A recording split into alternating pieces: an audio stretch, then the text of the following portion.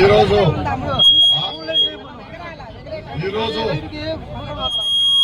ఆత్మకూరు నెల్లూరు జిల్లా ఆంధ్ర రాష్ట్రం అంతా కూడా చాలా సంతోషకరంగా పండుగలు చేసుకుంటున్నారు. అదేవిధంగా కష్టపడిన బీజేపీ నాయకులకు కార్యకర్తలకు, జనసేన పార్టీ నాయకులకు కార్యకర్తలకు, తెలుగుదేశం పార్టీ నాయకులకు కార్యకర్తలు, మహిళా నాయకులకు అందరూ కూడా హృదయపూర్వక నమస్కారాలు తెలియజేస్తున్నాం. అగర్నిసలు కష్టపడి ఈ సాధించి పోవాలి, చంద్రబాబు రావాలి, అదేవిధంగా ఈ ఆంధ్ర రాష్ట్రం బాగుపడాలి, నిరుద్యోగత పోవాలి అని కంగారు కట్టుకొని మన చంద్రబాబు నాయుడు గారు కానివ్వండి అందరూ కూడా కష్టపడి ఈ రోజు జగన్ ని ఆ సాధించి తరవడం జరిగింది. అదేవిధంగా ఆనం రామనాయుడు గారు మహానుభావులు ఈ ఆత్మ నియోజకవర్గానికి ఈ రోజు కాదు, ఆ రోజు కాదు, ప్రతి పెద్దల కాలం నుంచి తల్లుల కాలం నుంచి కూడా అభివృద్ధి పదంలో నడిపించారు.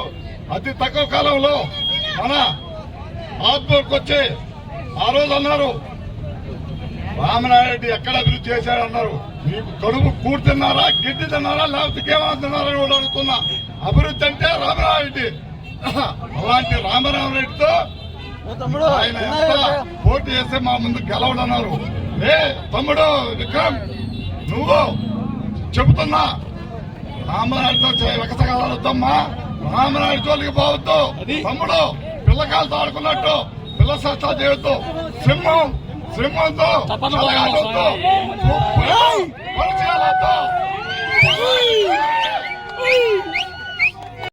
పరాచకాలు అవుతూ ఈ జిల్లాకి మహా దరిద్రం, శారీసు, మహా మోసగాళ్ళు, దుర్మార్గులు ఎవరన్నా ఉన్నారంటే అది మేకపట్టం అని చెప్పాలి. వాళ్ళు పనిచేయరు, షేక్ ఇస్తే చేయగలుగుకుంటారు. ప్రజలంటే కూలీలు అనుకుంటాడు, ఓటర్లు అంటే నా కాలి కదా చెప్పు లాంటి వాళ్ళు అనుకుంటారు. నిన్ను తరివేశారా నాయన. తమ్ముడు బెంగళూరు పోయి వ్యాపారాలు చేసుకో, ఇక్కడ రాబాకు, కార్యకర్తలు పట్టించుకోబాకు, ఫోన్ ఎత్తబాకు, ఎప్పుడు కూడా సింహాల జోలికి పోవద్దు.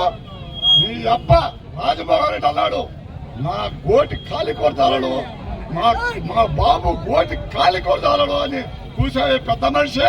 నీకు బుద్ధి ఉందా అని అడుగుతున్నా. రామనాయుడు ఎక్కడ, మేకపాట వాళ్ళు ఎక్కడ? మేకలు, గొర్రెలు చాలా మంది కావా నీకు బుద్ధి చెప్పారు. ముఖ్యంగా నెల్లూరు జిల్లా ఆత్మ నియోజకవర్గం దరిద్రం పోయింది. 20 సంవత్సరాల ముందుకు తీసుకోబోయే ఏకైక మొగోడు గుర్తుపెట్టుకో.